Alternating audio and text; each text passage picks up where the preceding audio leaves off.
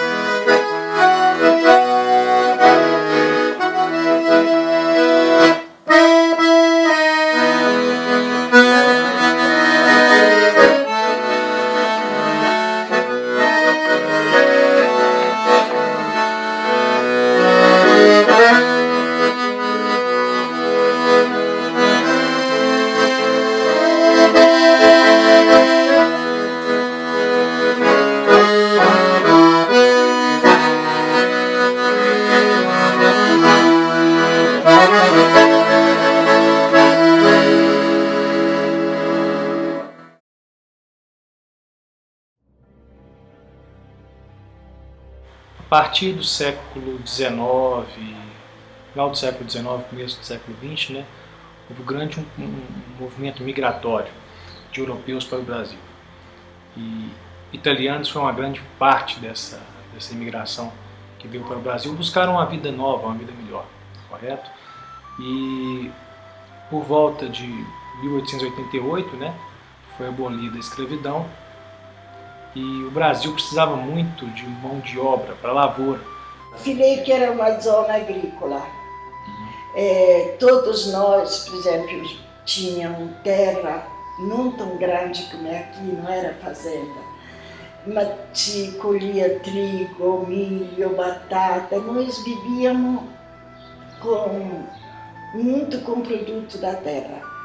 E assim a gente vivia tranquilo, éramos muito felizes. A gente não tinha tanto conforto, que naquela época a Itália, mesmo quando eu sou do 35, os carros eram pouco. Todo mundo andava de bicicleta, era um mundo diferente. Quando o Locatelli foi descer no Rio, a navio era imigrante. Então tinha as pessoas que pegavam assim eles contaram para mim, que eu me lembro. E cada grupo que vinha buscar os imigrantes italianos, um ficava em São Paulo, outro ficaram no Rio de Janeiro. E então o grupo que pegou vieram para Minas Gerais. Um dos principais motivos que fez o seu Chico Pieroni vir para o Brasil, né, foi o seguinte: na época, ele com 18, 19 anos, a Itália já não era a mesma coisa. Logo após a Primeira Guerra, né, Mundial, a Itália, apesar de sair como uma das vencedoras, houve um grande conflito interno, porque mesmo vencedora, a Itália perdeu cerca de 700 mil homens, perdeu 15 milhões de dólares que foram investidos na Primeira Guerra, e não conseguiu seus objetivos, que era na distribuição de terras, juntamente com a Alemanha. Então, o governo fascista, né, assumiu a Itália e houve uma grande crise interna, financeira, né? Com isso, levou a vários italianos a emigrarem para vários lugares do mundo. E o Francisco foi para o Brasil a convite do senhor Miguel Locatelli, né, que era casado com a irmã dele, a Maria Pieroni, né, que depois se tornou Maria Locatelli. Porque naquela época, era logo a guerra, era um país que não estava crescendo, a Itália. Então os jovens procuravam outras terras. E como o tio Locatelli veio para o Brasil e tinha uma irmã, ele decidiu porque queria crescer na vida. e não tinha campo, não tinha assim, não é a Itália de hoje. Então ele veio e ficou. A escolha de vir para Camacho, Itapecerica, né, veio muito por influência do senhor Miguel Locatelli, que já era casado, né, com a irmã do seu Chico Pieroni, e acabou influenciando para ele que ficasse em Camacho, né, para trabalhar inicialmente com lavoura, pequeno comércio, e assim eles irem se desenvolvendo.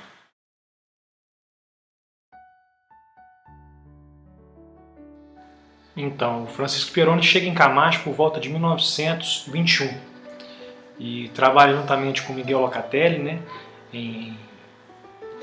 no campo, né, e também em pequeno comércio. Nisso fica trabalhando no Brasil por um longo período, até por volta de 1929, quando também chega ao Camacho seu irmão Olívio, tá, e o seu pai, o Marco, já veio para o Brasil viúvo, sua mãe, a Dona Rosa Marchetti.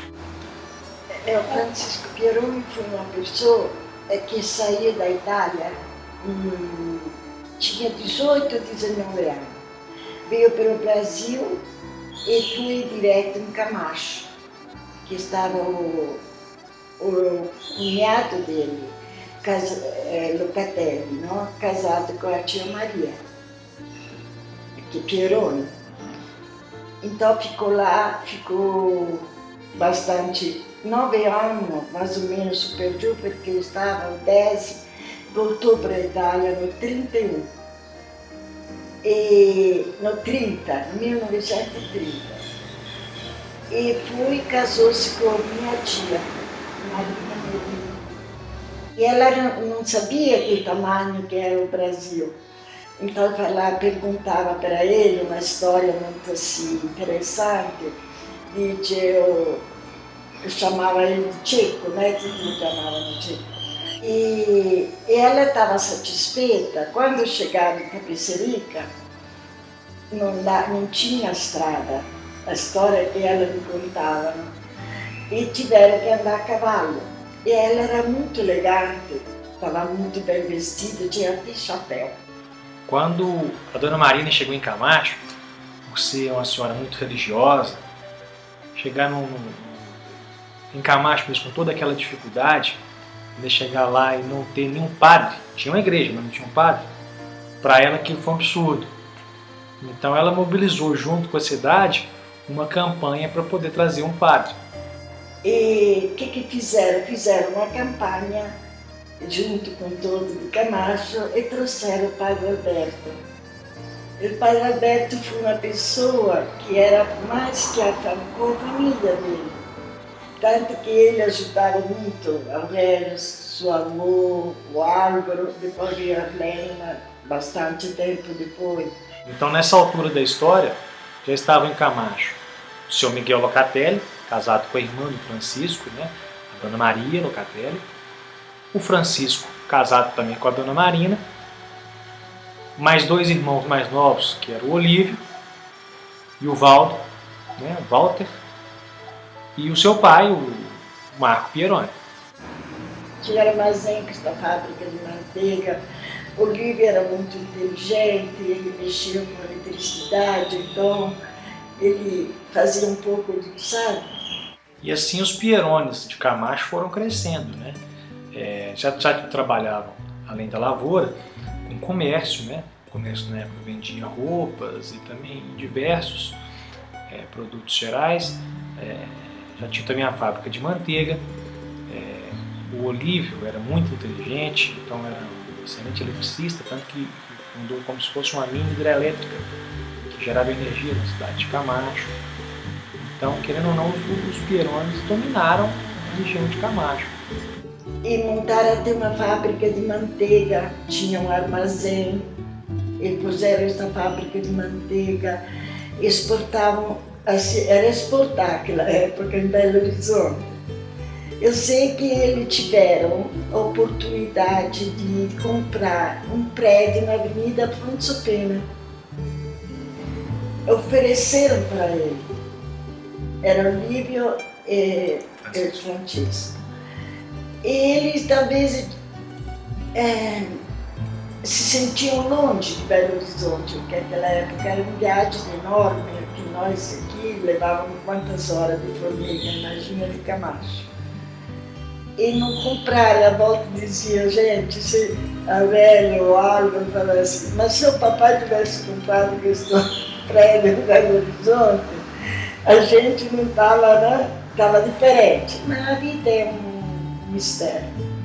O Marco Pieroni veio para o Brasil em 29 e faleceu em 42, então com 72 anos. Mas ele é uma importante figura, porque além de ser o pai do Francisco, depois se descobriu que ele serviu ao exército italiano e teve uma grande aposentadoria. Só que quando descobriu, ele logo morreu também, então pouco se aproveitou da aposentadoria do vô Marco Pieroni. Segundo relatos, né, dos entrevistados, o grande mentor, o grande cabeça dos Pierones em Camacho era o Olívio. O Olívio era inteligentíssimo, tanto que ele construiu hidrelétrica, ele fez vários experimentos na época, né? E tragicamente, em 1946, o Olívio morre devido a uma caçada. O Olívio gostava muito de caçar passarinho e ele atrás de um mato, atrás de uma moita, de uma árvore, ele estava piando, né, que o pessoal fala, para poder chamar a atenção do passarinho. E um colega dele de caçada deu um tiro no pescoço do Olívio, e o Olívio veio a falecer em 1946, ainda muito novo, por volta dos 40 anos. E eu tinha a recordação do meu pai que ele tinha caminhão. Então ele transportava a manteiga para Belo Horizonte, você sabe, né? Naquela época, Belo Horizonte, Selic e tal. E logo que ele morreu,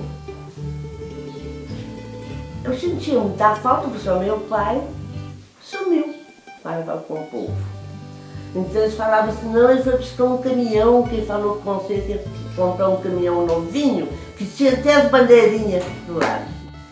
Eu achava que, como você falou mesmo, meu pai era a cabeça, que ele dirigia o caminhão, que ele construiu as usinas, você sabe, né?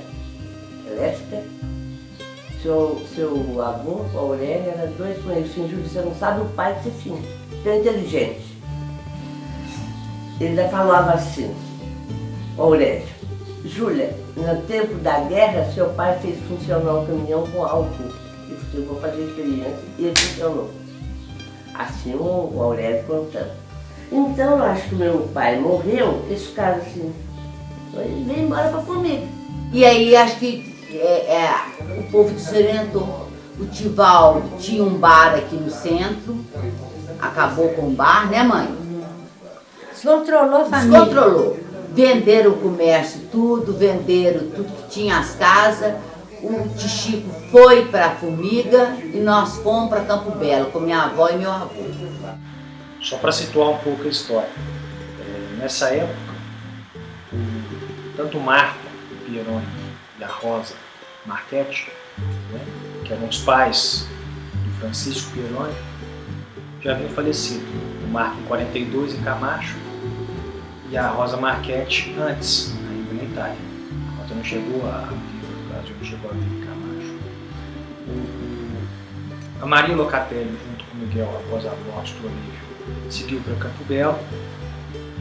O Francisco, que era o segundo filho, foi para a Formiga. O terceiro filho, que era o Olívio, havia falecido, né, na caçada, em 46. E o Nelo, que era um outro filho, também não chegou a morar no Brasil, chegou a vir no Brasil.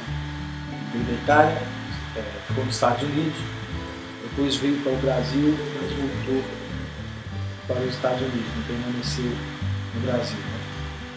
E os outros dois filhos mais novos, que é a Júlia, essa ficou na Itália, não chegou a morar no Brasil, E o Walter, né?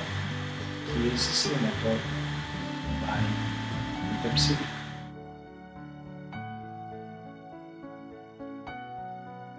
O Álvaro, juntamente com o Pedro.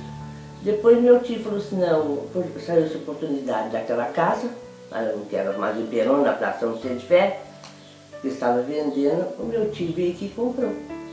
Eles montaram a Armazém Perón e ficaram na casa. Quando fui na idade estava estudando aqui no Antônio Vieira, naquela época. E se formou e foi DJ, e voltou para o Camacho. E o Pedro Pieroni, que é primo, segundo, terceiro grau, não sei. E eles falaram de Pedro falou com o Pedro assim, Pedro, você tem coragem da gente ir para a Formiga? Disse, nós vamos ver um outro mundo, porque ele, no 48, o seu Chico com Dona Marina e os 3 filhos foram para a Itália e ficaram na casa do avô, que era onde eu morava, porque eram só 2 irmãos, Marina e Francisco. E Pietro, que é meu pai. E éramos 4, ficaram lá, então foram a Roma, viajaram, viram um mundo maior, que era aquela época aqui. E assim, quando ele acabou o estudo, com Pedro Pieroni, ele veio para a Formiga e alugaram onde que era o Armazém Pieroni. Então o seu Chico, quando veio, que sentiu falta dele, e o dono da casa vendia a casa e o seu Chico comprou a casa, que era Armazém Pieroni, que é onde causava. E o seu Chico também, depois de uns tempos, veio também para a Formiga. Justamente, na Praça São Vicente de Fé, no 16. Eu subi a Silviano Brandão para passar diante do Armazém Pieroni, porque a família estava toda ali à tardezinha, sentada em umas cadeiras, Dona Marina fazendo tricô, Álvaro, o seu Chico sentado lendo, gostava de ler livrinhos de faroeste. Era uma coisa interessante, bonita, em frente à Praça São Vicente de Fé. Então aquele tipo casarão, aquelas portas grandes, e ali também tinha uma casa conjugada ao lado e ela chegava para o fundo. É um armazém feito de amigo. Todos compravam lá, naquela época tinha caderneta.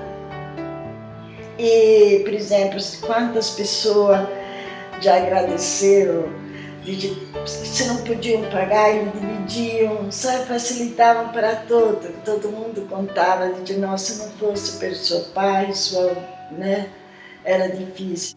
Tudo sempre molhado, atacado, vendia de tudo. Era um armazém assim, que eu lembro de ter pessoas muito boas, que compravam lá, pessoas da alta sociedade. Tinha gente pobre, tinha gente rica, mas quer dizer, eu lembro de famílias assim muito boas, que eram de convivência da gente lá. Famoso Armazém Pieroni. Fazia entrega nessa redondeza tudo, Camacho, Candeias, Itapecerica, né? Arcos, aqui, coisa, essa região tudo fazia, né? Essas vendas na roça aqui, Baiões, essa região, tá? Foi muito movimentada. Itapecerica, Camacho, fazia no Candeia, e depois começou Arco, havia comprar aqui, era uma coisa, sabe, começou a ficar grande. O Álvaro ficava mais aqui, recebendo assim, por exemplo, os viajantes que vendiam no próprio armazém, sabe? E o Aurélio fazendo as entregas fora, pelos arredores, era Itapecerica, era Piauí, era esses arredores aqui que eles mantinham freguesia. 6 horas nós já estava tomando café, 7 horas já estava aberto. Tá? Ele abria as portas lá, né? E ficava ali no caixa, ele só também ficava mais no caixa, né? Conferir alguma coisa. O Álvaro chegava, e aí pro escritório também, mexia com a papelada, né? O Aurélio eu tomava conta dos caminhões, né? E quando o meu pai precisava sair, que para ir no Paraná buscar caminhão, feijão, ele que gostava de ir, né? Então, olha, ele ficava ajudando ali no armazém, ele e o Arlênio, né? E a Júlia. Aquele ambiente ali da casa deles, do armazém, ver todo aquele movimento, aquele convívio com os funcionários e com os clientes, com os fregueses do armazém. Não esqueço nunca ali da minha avó Marina, do meu avô, lá que moravam lá o Hugo, o Vanir, o Arlênio, ali tinha o tio Álvaro, a tia Álvara. Então tinha aquele movimento, a Júlia, todo aquele movimento. E os funcionários que eram como se fossem da família.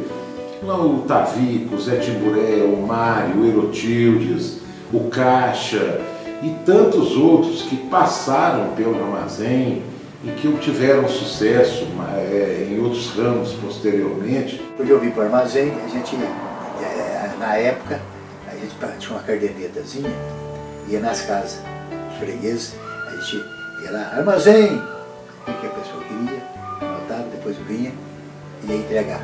O armazém era, né, a casa da vovó, aquelas portas enormes com aquela chave grande que era a porta da entrada da casa e as outras portas eram a entrada do armazém. Então, era buscando arroz direto, né? Era 3 caminhões direto, descarregava, voltava, um ia para o Paraná buscar feijão, né? E os 2 direto em Uberlândia buscando arroz. Tá? Então aí começava o movimento, né? Então tinha lá mais ou menos uns 8 funcionários para fazer a freguesia, né? Então tinha lá muita gente. Então, era seco de molhado e naquela época não tinha essas coisas empacotadas. O óleo era a granel, né? O arroz, os queijos, vinha aqueles queijos parmesão. Tudo tem uma ligação, o armazém com o vovô, com as brincadeiras de criança que a gente fazia ali, né? Então era um lugar que a gente jogava bete na porta do armazém, que era um passeio largo, brincava de rouba-bandeira. Então isso é uma coisa que hoje em dia eu acho que falta nas nossas crianças, nos nossos filhos, porque apesar de toda a tecnologia e avanço que hoje posso ter, isso tendo um computador, um iPad, essas coisas, mas aquela criatividade de criança a gente fazia, pegava caixas que não estavam usadas mais, algumas coisas lá e começamos a criar brinquedos, carrinhos de rolimã e faziam várias coisas. Então, sapato, bolachas, as bolachas não vinham em pacotinho como vem hoje, eram as caixas, você comprava granel, tinha tudo, e tudo de qualidade, fruta de qualidade que vinha, bacalhau, aqueles bacalhões assim, sabe, queijo polenguinho que eu amo até hoje, porque não, vendia de tudo. Era tudo muito rústico, tinha as prateleiras de madeira grande do chão até o teto, tinha material de escola, sapato, sandália, de tudo. É que seu Chico é que não dava, né? Às vezes os meninos queriam modificar alguma coisa, porque eles eram mais novos, queriam entrar com uma coisa moderna, ele não aceitava não. Tinha que ser do jeito que ele queria, do jeito que ele gostava. E ele era assim, todo mundo tinha um respeito fabuloso por ele. Eu não sei se era respeito ou medo, não sabia discernir, mas que tinha. Ó, o seu Chico vem aí, acabou a brincadeira, acabou a conversação, vamos trabalhar, cada um agachado, arrumar uma prateleira, uma coisa e outra. Tudo legal, era o caminhão cheio, saiu com o caminhão já tinha a entrega tudo pronto, né? Saiu começando os baiões aqui, camacho, cadeia, qualquer coisa, voltava, né? De tarde carregava de novo, né? De tarde carregava de noite, às vezes costumava às 7 horas da noite estar carregando o caminhão. O movimento, mas um movimento bruto mesmo, né?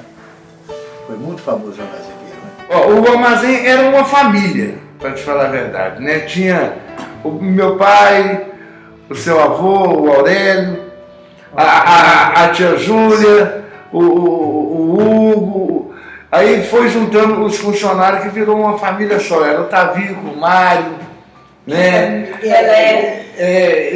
O Zé Timburé trabalhou lá, o Fradinho, o Borá, todo mundo passou pelo armazém, entendeu? Então foi uma base de vida para muita gente que hoje está bem sucedido, passou por ali, entendeu? A gente lembra com felicidade aquele ambiente alegre, aquela casa movimentada, onde aquela tradição italiana era mantida com aquele muita massa, muito pão, muito vinho, aquela casa cheia, aquele vai e vem.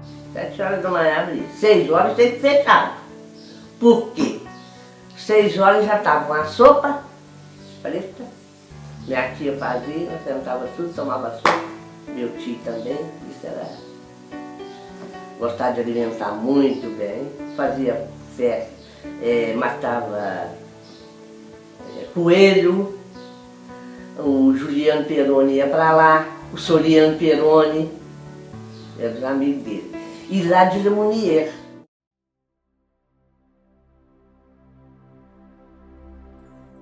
Era uma pessoa assim,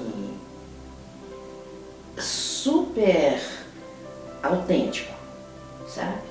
Ele sempre gostava de falar, e sempre gostava do que ele falasse, era o certo.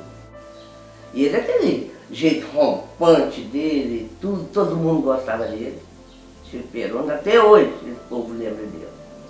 O vovô Chico era uma pessoa que levantava cedo, tinha aquela, eu não sei se estou bem lembrado, chamava-se sopada, aquela uma travessa, uma tigela, picava aquele pão italiano com leite, com Nescau ou Toddy, não sei se me engano, e tomava aquilo, e fruta, e levantava, já ia para o trabalho logo cedo. Era aquela pessoa ativa que ficava ali no caixa do armazém. Quando não era ele, era a Júlia. Francisco era uma pessoa muito inteligente, muito determinado. Era só ele que tinha razão. Ele era tipo um ditador. Tinha que andar de um jeito, pelo menos aquilo que eu não sei se Ladislau concorda. Mas ele era uma pessoa assim que era um líder. Todos vinham lá em casa, todos italianos, ele era sempre uma pessoa muito... Era de admirar, sabe? Mas era um tipo um ditador. Era muito... E talvez era o gênio dele, mas todos respeitavam ele. O seu Chico era aquela pessoa de... firme, sabe? Tinha hora que ele estourava e tal, mas afinal de contas foi um pai que eu tive. Ele era assim, ele tomava banho só uma vez por semana, no sábado, não tinha a hora certa. E se naquela hora o banheiro estivesse ocupado, que era só um naquela casa enorme, aí ele já deixava para a próxima semana o banho. Italiano tem aquela impressão que assim, meio burrão, aquela coisa e tal, mas não, tinha um coração bom demais. Tá? A gente quando veio para cá, eu tomava café com ele. Sabe, ele levantava cedo, mesmo fazia o leite, ele pegava uma vazia mais ou menos de 1 litro, eu pegava do meio litro. Café com leite e pão italiano. O Francisco Peroni foi uma pessoa... ele era muito autêntico, né? Um líder. Tudo girava em torno dele, aquelas sentadas no passeio, lá no armazém, onde eu juntava o Oriente. Era muiazeiro, tá? Ele era bem muiazeiro, lá no Camacho. Formiga não, coisa e tal, né? Já era mais velho, então, mas no Camacho ele fez bem proeza, tá? Então, era novo, né? Italiano, né? Estrangeiro, tá? Né? As mulheres, né? Ele no armazém sempre assim, com a cabeça erguida, sempre dando notícia de tudo, sempre mandava, né? Sempre com a primeira voz dele lá. São coisas que marcam a gente lembra do armazém, lembra lá do fundo, das brincadeiras, lembra do meu avô ali no caixa, principalmente junto com a Júlia, que também estava lá. E era uma coisa interessante, porque a gente chegava lá, o vovô também dava uma bala, uma coisa, e principalmente com o vovô. Sempre parece que a gente tem um imbricamento, uma ligação maior com alguém. E eu tinha muito com meu avô. Acordava cedo, tomava seu leite, ia para o armazém Peroni, ficava o dia inteiro, ficava com óculos, na hora de conversar com você, punha um óculos aqui em cima. E o vovô Chico era ali aquela presença, né? Imponente, o Chico. Adorava jogar 3-7, era aquele jogo italiano que era o Seoriano, o Juliano Pieroni, o papai, que é o Álvaro, e ele. Então era a dupla. Só que o papai nunca podia jogar com ele, né? E eu também o seguinte, era muito estimado em Formiga. Em Formiga, inclusive tem até uma rua dele, né? Que foi o Francisco Pieroni. Mas ele não tinha defeito. Aí ele ficava, aí depois de jantar, porque tinha que arrumar a mesa, que o vovô gostava. Né? Tinha que arrumar as mesas direitinho, tinha que pôr o prato raso, o prato tinha que pôr tudo na mesa. A sopa, isso aí não podia faltar. Comia bem, né? Aí não podia faltar. Né? Aí de 7 às 8 horas ia para o passeio, que o passeio era lá, assentava e fumando cigarro de palha. Cigarro de Camisa volta ao mundo, toda furada de cinza de cigarro que ia caindo. Um dia, não lembro muito, um dia minha mãe vinha muito pra cá. Minha tia gostava muito dela. Vinha pra cá e meu tio sentado lá e falava assim, aqui ninguém, aqui não tem perigo, aqui não tinha nada, não direito, nada, né? Ele falou assim, que ninguém mexe, que eu fico aqui na porta, eles não podem entrar e tal, coisa e tal. Minha mãe veio lá de baixo, veio lá de dentro da casa e falou assim, ô Chico, vou falar uma coisa pra você. Tem uma pessoa tirando um gradado de Guaraná e passando lá para a horta do fundo ali afora. Eu vou vir uma arara. Ele chegava, eu lembro, minha mãe fazia uns pudins de doce. E na época, acho que ele já era uma idade já mais avançada, ele ficou diabético. Aí falou, seu Chico, você não pode comer doce. Mas ele tirava aquele pedacinho pequenininho, colocava no prato. Você achava que ele ia comer aquele pedacinho pequenininho? Não, ele comia o resto do pudim e deixava o pequenininho para a turma. Eu chegava lá, eu lembro que ele... eu tinha aquela vista dele perto de um caixa do armazém, com o cabelo assim partido de lado, bem esticadinho. Eu chegava lá, ele me dava bala, sempre me dava alguma bolacha. Ele era alfaiate. Meu tio falou assim, vou dar um pote de pano para esse Zé Júlio fazer.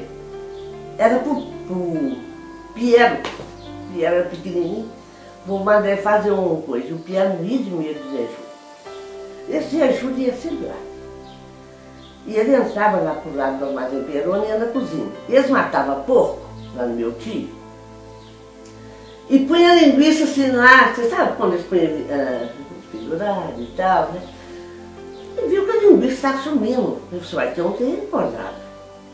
Foi ver, meu filho, o Zé Júlio punha dentro da pasta dele, que andava com o pato. Isso foi um caso muito gozado. Meu tio falou, você não pôr o pé, que nunca mais, meu, você está tirando linguiça. Peroni deixou um exemplo de trabalho, de dedicação e de coragem.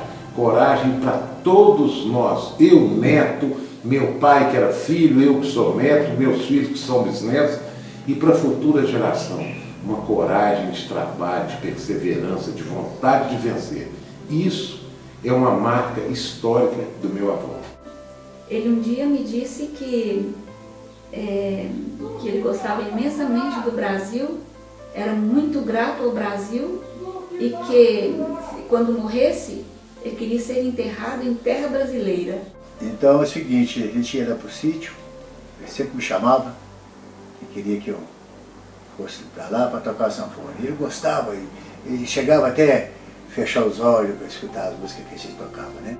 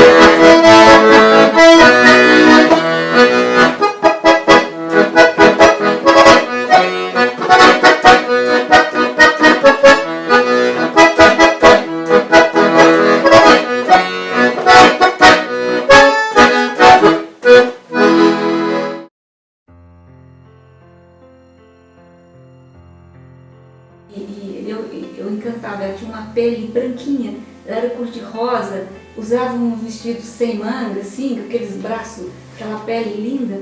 Ela subia e eu ia andando atrás sem que ela soubesse que eu estava. Só porque ela parava com um, conversava com o outro, conversava, até que passava perto do Armazém Pieroni. Era uma pessoa boa de coração, né, Mara? Era uma pessoa que na casa recebia todas as pessoas, porque naquela época a estrada de candeia era difícil, não se andava e voltava. Então o pessoal dos Furtado, toda aquela pessoa amiga deles, vinham em casa, ficava 2, 3 dias, a pessoa ia no hospital, a gente sempre acolheu, ia com ela, a Júlia. Era uma casa cheia de gente. Vinha gente que podia e gente que não podia, e nós acolhíamos. Dona Maria era uma pessoa especial, muito... era uma pessoa de família, de coração. A Marina Pieroni, a ordinária pessoa, era minha mãe. Então ela gostava muito da minha mãe, e minha mãe vinha muito para cá. E eles eram ótimos. E lá eu fiquei por uns anos. Eu lembro que ela, na Semana Santa, ela pegava o ovo, né, que era, ia à missa, benzia, dava pra gente, era o nosso ovo da Páscoa. Levava Bento, levava pra família. Ela era assim, ela era a união. Então é uma pessoa que dedicou a família e vigiava o Chico Pieroni, porque o Chico não podia brincar. Ele gostava de apreciar uma mulher diferente, uma coisa assim, então ela ficava naquela de vigiar o Chico Pieroni para não perder daquele marido, aquela coisa, mas sempre com muita discrição, com muita lealdade, e aqui transmitindo aquele amor de vó, aquele amor, com aquele carinho que ela tinha com os netos. Inclusive ela pegava a gente quando era pequena, eu já estou careca, mas na época ela rapava a cabeça da gente, deixava só um tupetinho aqui na frente, levava na farmácia do Noca para tomar injeção, levava ali no Agostinho, no Zezinho para rapar a cabecinha e deixar o tupetinho, levava no Dr. Oswaldo para cuidar dos dentes. Ela fazia questão de acompanhar a gente, mas era uma pessoa maravilhosa, uma pessoa de muita fé, de muita fibra e, acima de tudo, nos ensinou muito amor. A dona Marina tinha um cachorro, o Pelé, ele vinha à missa com ela e ficava lá no banco da igreja com ela. Todos os dias ele vinha à missa com ela. E era muito interessante porque todos rezavam Pai Nosso, Ave Maria, tudo. E ela rezava em italiano e disparava na frente de todos, né? Porque a língua italiana já é mais melodiosa e rápida, né? A outra família, os brasileiros, por exemplo, né? Falavam, Marina, mas como você vai deixar? Aconteceu isso com o seu marido, engravidou empregado e você vai deixar ela aqui ainda? E a tia Marina era tão bacana que era assim, não, ela não tem corpo nenhum. O Chico que tem corpo. E ela vai ficar aqui. Eu achei que ela foi uma esposa exímia, assim, sempre, sabe, fazendo tudo que o esposo queria. E gostava muito de viajar. Se chamasse, vamos para São Paulo, vamos para Belo Horizonte, o que chamasse, vamos para a roça, vamos ali, vamos aqui, ela estava pronta na hora para sair e poder viajar, ou poder servir alguém, uma pessoa que, como eu disse, é muito religiosa, e visitava, frequentava a igreja, lá no Camacho, inclusive, ela foi a pioneira de tentar uma campanha de trazer o Padre Alberto para Camacho.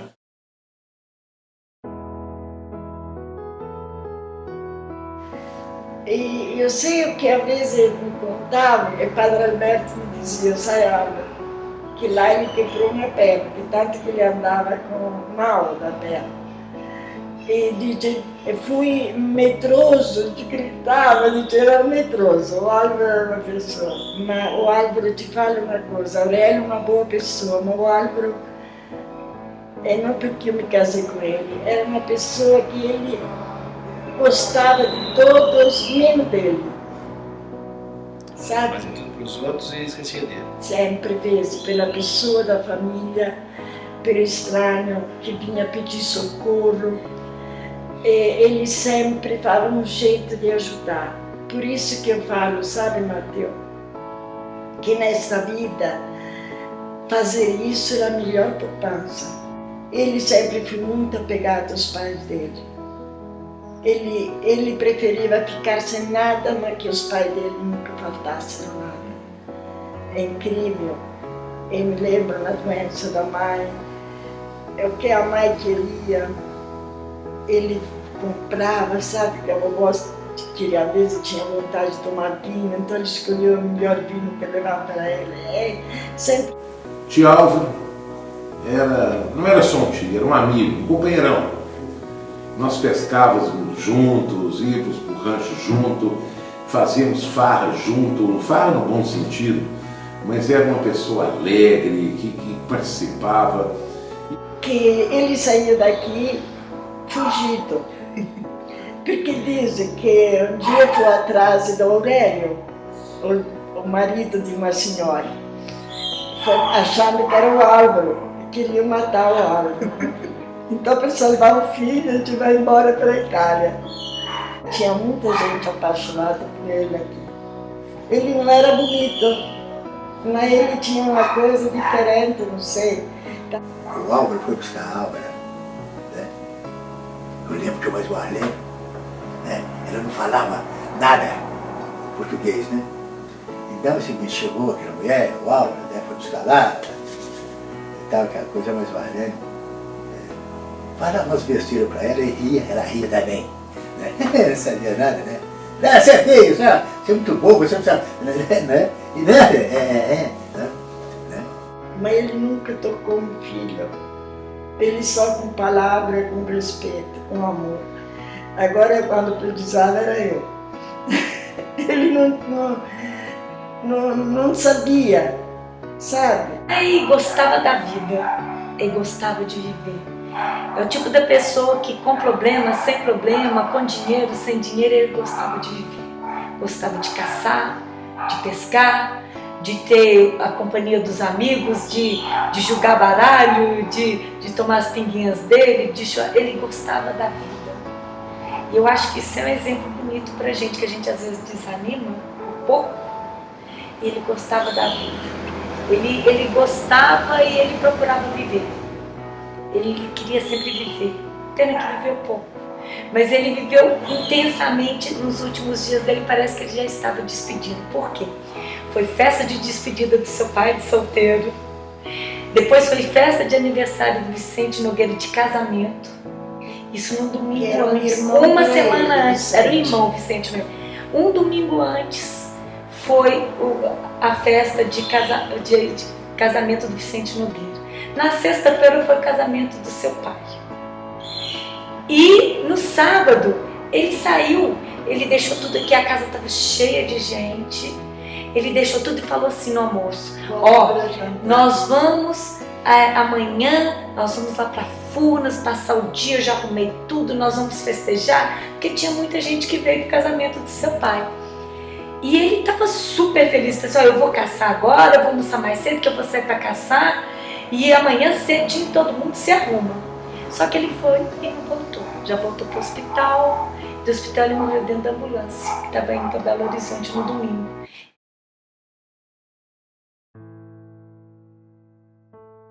Ele foi um encanto de pessoa, foi um marido excelente, um pai fora de série, sabe?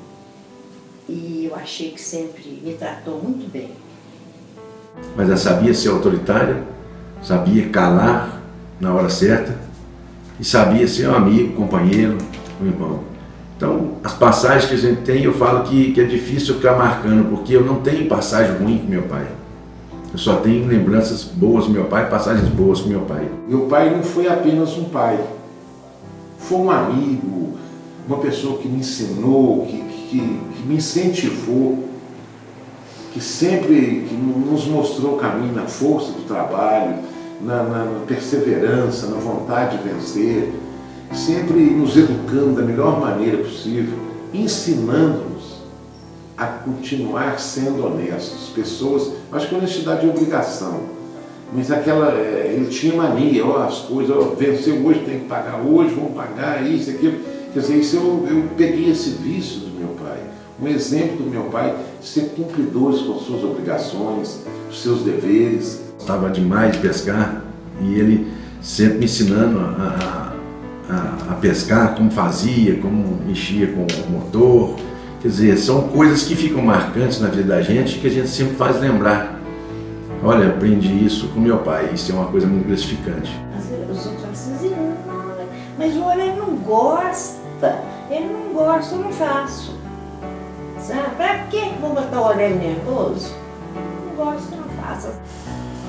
E ninguém pinta como eu pinto, ninguém pinta. Né? Mas eu tô fora de série mesmo pra pintar, viu? Não, e serviço bem feito. Marcelo, pra quê? Chico Aldade? Chico Aldade, filha da puta! Ah, Fala nome feio não, olha. não vem ajudar? Mas nós damos conta. Você tá xingando, mas é de amor, né? Não, xingando de raiva. Ah, de raiva? É. Mas... Tá bem pintado, Zina? Tá. Um bom serviço, tá? Tá ficando bom. Desse jeito eu vou ter que pagar assim, um pouco mais do que eu combinei com Descer um pouco da vocês. escada. Cuidado pra você não cair, viu, Viu o velho? poder de ginásio ali, cara? Que quando chegava, ele fazia questão de brincar com a gente, nos levar para a lagoa. Então isso fica na nossa memória, o quanto ele foi, além de um pai, um amigo, um irmão e um companheiro. Chegou uns caminhão, ele fazia as coisas. Ah, ele tinha um apelido. Chama Que Alívio. Eles falaram isso.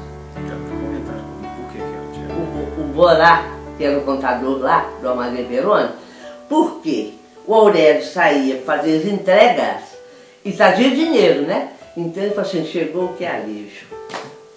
Era o Aurélio. Meu pai era como dizer, ele era fuçador mesmo. Se ele vinha um aparelho e se dava algum problema, ele começava a fuçar. E às vezes eu sempre lembro que ele mexia, às vezes sobrava alguma pecinha e depois aquilo ainda funcionava e dava certo. Não, ele era autoritário, ele mandava e disse, eu não gosto disso, sabe? Se eu vestisse uma roupa, se mais tempo eu estava assim, não, esse vestido não está me agradando, não. Eu disse, o que você achou nele? Olha, achei um decote, não, isso tem problema. Eu ia na máquina, levantava aqui, não, acabou. Olha, tá bom? Agora tá. E ele, era fanático com pão, né? Então ele, lá em Ubatuba, nós estávamos todos lá, uma turma de amigos, né? E também como amigo também ele. Mas ele levantava 4 horas da manhã e ia para a padaria para comprar pão. E ele não comprava pão suficiente, mas comprava era um saco de pão, que aquilo era até absurdo a hora que ele chegava lá. E um dia ele me chamou, não, vamos, Alessandro. Eu falei, que é isso, pai? Já está de madrugada. Eu falei, não, vamos. Aí eu cheguei lá, o dono da padaria, ele chegou para mim e falou, o que ele é seu? Eu falei, é meu pai. Eu falei assim, mas fala uma coisa com ele. Fala para chegar mais tarde um pouquinho, que ele está chegando antes do padeiro, nem pão tem pronto. Senão não, ele vai ter que ficar esperando aqui na porta. E aqui nós pegamos no pé dele, né? Ele falou, pai, pelo amor de Deus, segura ele. Bons pais corrigem. Pais brilhantes nos fazem pensar. E depois de sua partida, por incrível que pareça, a gente relembra algumas coisas que falava, pô, meu pai sempre falava isso, a gente às vezes não entendia. E hoje a gente sabe, o que ele deixou pra gente foi muito maior do que ser pai.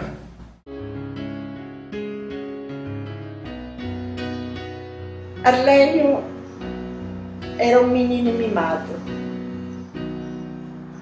Da mãe, o pai às vezes não, mas a Dona Marina veio depois de 11 anos, depois da Aurélio, 12, não sei. E Arlélio era muito vaidoso, gostava de andar bem vestido, tinha um monte de roupa, tinha um guarda-roupa só para ele, com as camisas, tantas calças, andava muito perfumado, sempre barbeado. Tá muito de ler. Jornal, então, adorava formiga.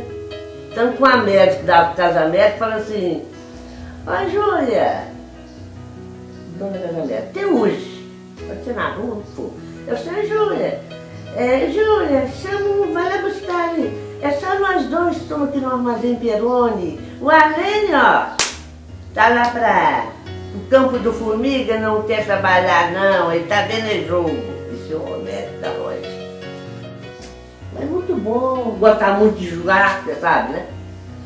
Na lagoa, e furava gol, falava assim, quem sabe, sabe. Ele jogava futebol, isso era sagrado. Lá na lagoa ele tinha um time, ele jogava, tanto que hoje tem não sei se ainda tem hoje, mas que tem um campo lá que tem o nome dele, né?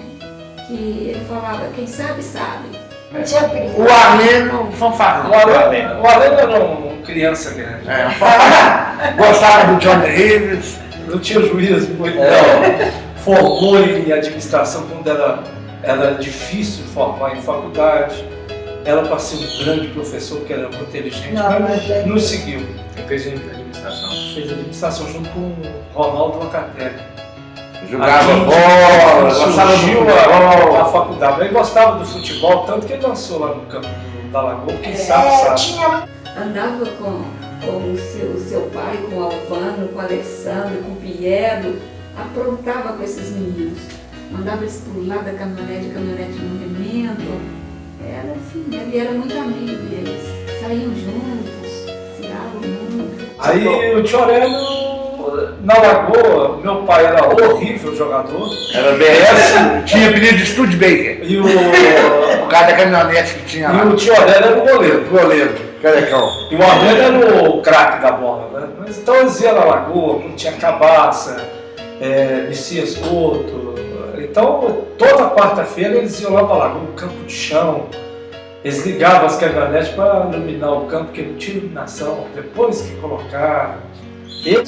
Eu sempre estava em casa, ele chegava do serviço e brincava comigo algumas vezes, eu montava de cavalinho nele. E ele gostava muito de ler umas revistinhas em quadrinho. Não sei o que era na época, se era faroeste ou o que era, mas ele gostava muito de ler umas revistinhas.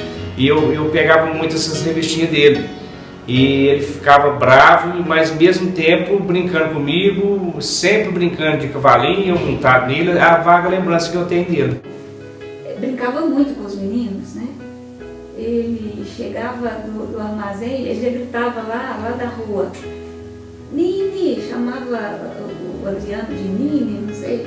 E tinha uma brincadeira que ele andava assim de lado, Nini, e o Adriano ia fazendo atrás, assim como ele. Ele passava lá em casa, gostava aquela brincadeira dele de entrar e sair, comer bolo, comer doce e torcer para o Cruzeiro, ele gostava de uma loteria, de jogar na loteria, era aquela pessoa alegre, comunicativa, que infelizmente também nos deixou tão cedo, de uma forma tão trágica, mas que a gente tem que guardar os bons momentos, as alegrias que nós tivemos junto. Ele era daquele que a gente sentava ali no corredor do armazém, da casa do meu avô ali, disputando. A gente jogava time de botão, ali com o Paulinho Vaz, com o Cafuringa, com o Og, com o Piero, e toda aquela turma que frequentava ali o meio do comércio deles ali.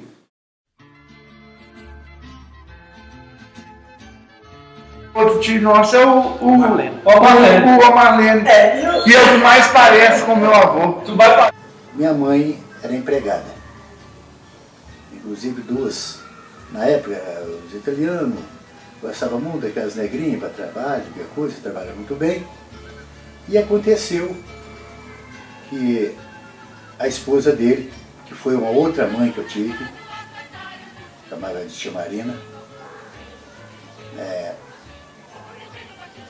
então é o seguinte, aconteceu que ela estava grávida do Arlênio, e eu sou caçula, mas tem um Arlênio que era outro mais velho que eu. Era grávida dele, aconteceu que ele fez uma aventura lá com a minha mãe, né? Fez uma aventura lá e aconteceu que engravidou ela. Eu morava lá, as empregadas, nós não podíamos deixá-la sozinha em casa, entendeu? Era assim. Um italiano muito forte, aquela coisa e tal, a escurinha muito lisinha, bonitinha, né? Aproveitou a oportunidade e tal, né? Fui de uma empregada, ela dona preta. E ganhou, Dona Marina teve Arlênio e nasceu Marlene. Um mês ou dois depois, eu acho, não sei como é isso. Mas Marlene é uma pessoa incrível. Mas, porque o tio Léo, o Arlênio e o papai, tudo é um feitio só. É, tudo igualzinho. É igualzinho. Mas o Marlene é o que puxou, né? Ele e o Henrique, filho do Alessandro. E o Marlene é o único italiano preto e músico da família. Tive a oportunidade de viajar várias vezes com a Marlene, que é um tio maravilhoso, que me incentivou muito na música. E se eu arranho um pouquinho de violão, se eu gosto de música, se eu gosto de cantar, e tanto eu quanto o Matheus, veio que eles diziam naquela época, italiano, quando nasce, joga na parede, pregou em música, caiu é ladrão. Então o Amarino, acho que foi o pioneiro de ser músico. Foi ele que transmitiu essa alegria, ele trabalhou com meu pai. Eu tive a oportunidade de viajar várias vezes para Uberlândia, São Paulo, Rio Negro, Belo Horizonte, Águas de Lindóia, enfim, para o Brasil todo, ali junto com ele no caminhão, e sempre ele parava na hora de jantar, de almoçar, vamos tocar uma coisa de um aqui, tocava, alegrava o ambiente. Eu cantava uma música para ele que ele lembrava muito da Itália. Ele falava, minha Itália, mas estou muito bem aqui. Ele era um pouco gozador, né? Então ele falava, essa música me lembra da Itália, sabe? Chamava Verdes Campos da Minha Terra. É um cantor da gente, Minal Timóteo, né? Vamos cantar um pedacinho, não é isso?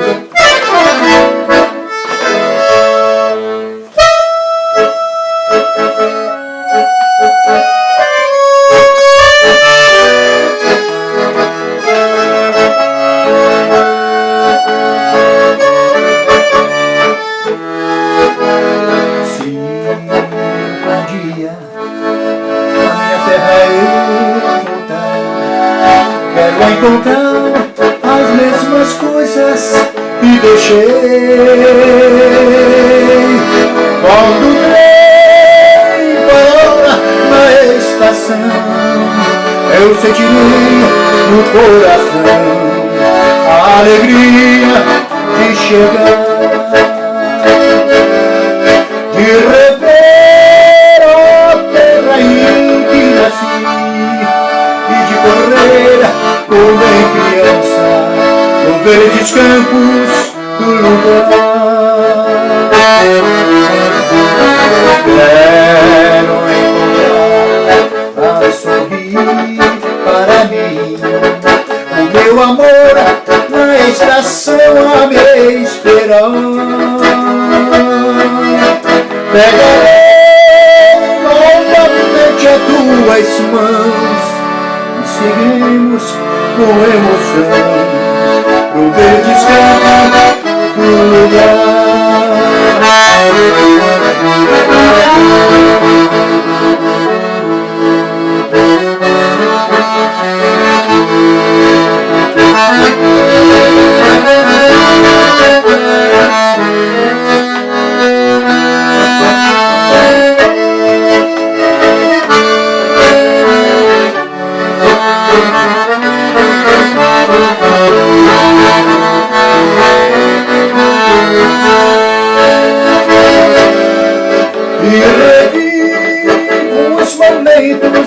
De alegria, com meu amor a passear por verdes campos